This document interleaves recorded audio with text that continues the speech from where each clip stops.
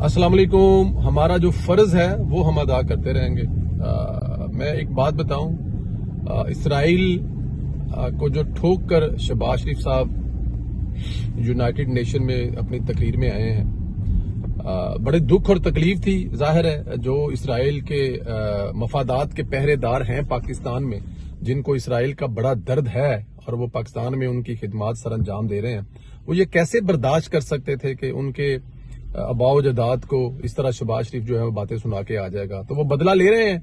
आज जो मैदान जंग बना हुआ है केपीके से लेकर पंजाब की हदूद तक और रावलपिंडी को, जो कि जाहिर है रावलपिंडी का नाम जब आता है तो हमारे ज़हन में क्या आता है, हमारे अदारे का हेड ऑफिस वहां पर आता है, GHQ वहां पर आता है। और मुतनाज़ा बनाने के लिए उन्होंने ये रावलपिंडी का, हालांकि आज के दिन जो उनका जलसा था वो मियां वाली था, लेकिन जब ये पिंडी का नाम लिया गया था तो अब ये बात समझ आ रही है कि पिंडी में आज के दिन शहबाज शरीफ की तकरीर के बाद क्या होना था। तो वो जो दर्द है, वो जो तकलीफ है, जो ससुरालियों को कल शहबाज शरीफ साहब रगड़ा लगा के हैं, उसका बदला आज पाकिस्तान में लिया जा रहा है। पाकिस्तान के सोशल मीडिया के ट्वीट्स, मेन स्ट्रीम की न्यूज, सारी की सारे आप देखें तो आप उनकी लाइन समझ सकते हैं, उनका मकसद समझ सकते हैं कि ये सब कुछ क्यों किए जा रहे हैं। कि शहबाज शरीफ साहब ने बदला जो कश्मीरियों के हक में बात की, जो गजा के लोगों के हक में बात की, जो फलस्तीन के हक में बात की, उस बात को डाउन करना है। वो तकरीर ऊपर नहीं आनी चाहिए और फिर जो सहूलतकार हैं वो खुश होने चाहिए। जो पालने वाले हैं इमरान खान साहब को और उनकी पार्टी को, वो खुश होने चाहिए कि अगर आप के बारे में शहबाज शरीफ ने कोई बात की है तो हम बदला यहाँ पे पाकिस्तान में लेंगे। और वो बदला ले रहे हैं। आप देख सकते हैं इस वक्त पूरा पाकिस्तान जो नजरें हैं उस पर हैं। जो अटक के पुल से हो रहा है, जो इस्लामाबाद में हो रहा है, या फिर जो रावलपिंडी में हो रहा है, जो फैजाबाद के जो चौक है वहां पर हो रहा है, हर जगह पे हो रहा है। इसको अगर वो अपनी कामयाबी समझते हैं कि तो फिर खुदा का खौफ करें और होश के नाखून लें। ये नाकामी है, पाकिस्तान की नाकामी, सबकी नाकामी है। जब इसके लपेटे में आते हैं, जब अब $100 300 का है ना, तो ये नाकामी सिर्फ हुकूमत की नहीं है, पूरे पाकिस्तान की है। अगर मुल्क में महंगाई है तो ये नाकामी किसी एक की नहीं, पूरे पाकिस्तान की नाकामी है, अवाम की। तो खुदारा पाकिस्तान की अवाम को, पाकिस्तान को और हुक्मरानों को नाकाम करने के लिए, नाकाम साबित करने के लिए इस हद तक न जाएं कि उसका खमियाजा पूरी कौम को भुगतना पड़े।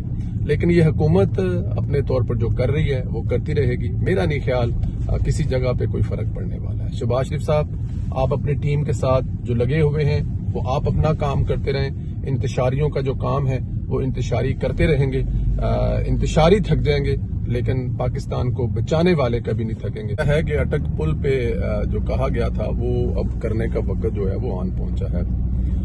इस वक्त अटक पुल पर कहा जा रहा है कि शेलिंग वगैरह हो रही है और जो केपीके से काफले आ रहे हैं, जिस हालत में आ रहे हैं, जो साजो सामान साथ लेके आ रहे हैं, क्रेने से लेकर दूसरी मशीनें लेके आ रहे हैं, तो हुकूमत उनको वहां पे रोकना चाहती है। हुकूमत उनको वहां से आगे नहीं आने देती और मेरे ख्याल में होना भी ऐसे ही चाहिए। देखें, इस वक्त जो सूट करता है वो पाकिस्तान तहरीक इंसाफ को, इमरान खान को वो माहौल बनाना चाहते हैं। वो इस वक्त ये शेलिंग वाली तस्वीरें, ये शेलिंग वाले सारे मामलात जो हैं, इनको डेफिनेट साबित करना चाहते हैं। अब जो डिजिटल की स्क्रीन्स हैं, सोशल मीडिया की स्क्रीन है, टीवी चैनल की जो स्क्रीन है, कि देखें जी पाकिस्तान में क्या जुल्म और सितम हो रहा है, पाकिस्तान में क्या ज्यादती आ रही है। वो 2013 वाला 14 वाला माहौल क्रिएट करना चाहते हैं। क्योंकि एक तो आपको पता है ये चाइना शंघाई जो कॉन्फ्रेंस आपके मुल्क में होने जा रही है mid of this month, next month में। उसके अलावा वज़ीर-ए-आज़म साहब जो हैं वो कामयाब तकरीर करके आ रहे हैं, UNO से अपना जो उनका मिशन था वो कंप्लीट करके आ रहे हैं। आपको IMF से जो कर्ज मिला है और उसके बाद जो दूसरे मुमालिक हैं जो सरमायाकारी आपके मुल्क में करना चाहते हैं और इंतजार कर रहे थे कि अगर IMF अपना ये जो पैकेज है वो रिलीज करता है तो उसके बाद ये तमाम चीजें होती हुई नजर आ रही थी पाकिस्तान तहरीक इंसाफ को। तो अब पाकिस्तान तहरीक इंसाफ ने वो जो इलेक्शन जलसों वाला मामला था वो मौखर किया और उसके बाद उन्होंने गली गली मोहल्ले मोहल्ले ये सब कुछ करना है ताकि ये शोर कर सकें, शराबा कर सकें।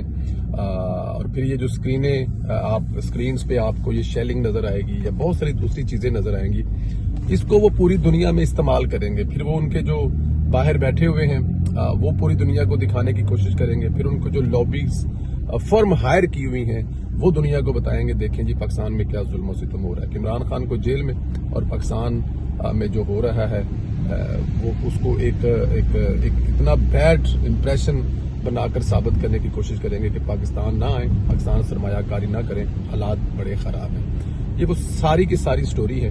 اب شروع ہو گئی ہے, انہوں نے کر دی ہے, اب حکومت نے اس کو ہینڈل کیسے کرنا ہے. میں تو کہوں گا کہ اگر ان کے جال میں پھنسنا ہے تو پھر آپ رزلٹ دیکھ لیں, کیونکہ اسی مہینے جو مہینہ چڑھنے والا ہے اس مہینے میں بڑا اہم اجلاس اسلام آباد میں ہو رہا جا رہا ہے. اور اسلام آباد کے اگر اب دیکھیں یہ کسی بھی ملک میں اگر فرض کیا کہ دلی میں کچھ ہونے والا ہے اور دلی کے اندر ہی کسی قسم کا بہت بڑا دھرنا اناؤنس کر دیا جائے اور اس سے پہلے اس کے حالات, یا پھر دنیا کے کسی اور ملک میں, تو کیا امپریشن جائے گا پوری دنیا میں. پچھلے دنوں میں جو سوات میں ہوا وہ آپ کے سامنے ہے کہ 10 ملکوں کے سفیر وہاں پر ایک ٹور کر رہے تھے, شرکت میں گئے ہوئے تھے, اور وہاں پہ ان کی جو حفاظت پہ پولیس کی گاڑی تھی اس کے ساتھ جو ہوا تو وہ دوسرے ملکوں کے لیے کیا میسج گیا ہے. تو یہ عمران خان صاحب جو ہیں اس میں عمران خان کا قصور کم اور اس کے ہینڈل کا زیادہ ہے, ان کو بنانے والوں کا زیادہ ہے.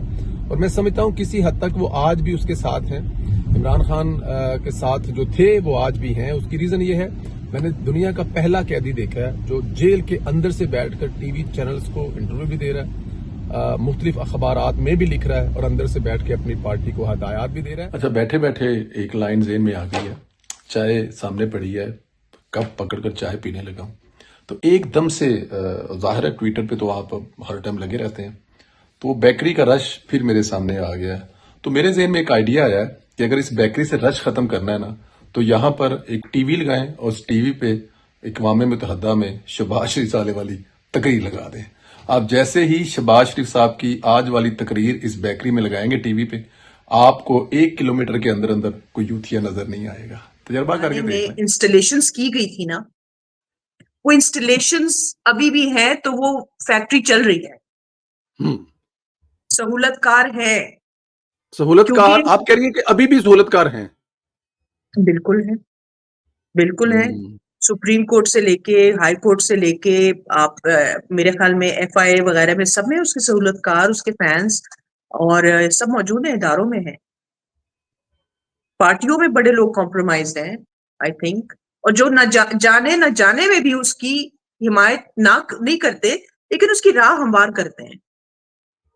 دیکھیے, اگر میرے اور آپ کے سامنے کوئی کسی کے ساتھ زیادتی ہو رہی ہو, تو اگر میں چپ کر کے ادھر ادھر دیکھنا شروع کر دوں تو میرا کیا کردار ہے اس میں؟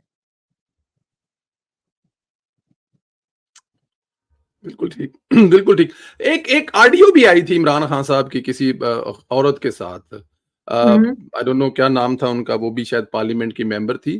وہ آڈیو غلط بھی ہو سکتی ہے, ٹھیک بھی ہو سکتی ہے, کچھ مکسنگ یا کیا ہو سکتا ہے آپ کے خیال میں؟ سر فورینزک تو ہمیشہ ہوتا ہے ان چیزوں کا, ٹھیک ہے, آڈیو لیک وغیرہ ہوتی ہیں, لیکن جو آواز ہے وہ تو عمران کی ہے, اور جو انداز ہے بات کرنے کا, جو ایک کچھ لوگوں کا ایک سٹائل ہوتا ہے نا بات کرنے جی کا, آئی جی, تھنک آپ شاید وہ کسی اینکر کے ساتھ جو آئی تھی آپ اس آڈیو کی بات کر رہے ہیں. نہیں, وہ جو آئلہ ملک آئی تھنک شاید اس قسم کا نام تھا. ہاں, وہ ایک زمانے میں اینکر تھی نا کسی ٹی وی چینل پہ, میرے خیال میں کچھ عرصے. اچھا, جی جی میرا جی, خیال ہے وہ جو جی صحیح. ہاں جی, جس اس آڈیو لیک میں آپ وہ بکواس جو وہ کر رہے جی ہیں وہ چھوڑے. اس آڈیو لیک میں جو سب سے الارمنگ بات ہے, یہ اس کی نشاندہی میں 2-3 دفعہ کی ہے, ایک آدمی جس کے بچے جو کہتا ہے نا کہ میں نے قربانی جی دی اور میرے بچے نہیں ہیں, جی وہ آدمی اس عورت کو جو اسی شہر میں اس کے ساتھ رہتی ہے, وہ آدمی اس کے بہانے بنا رہا ہے کہ کل میں اپنے بچوں کو کس طرح سے بہانے بنا کے ان کو بولوں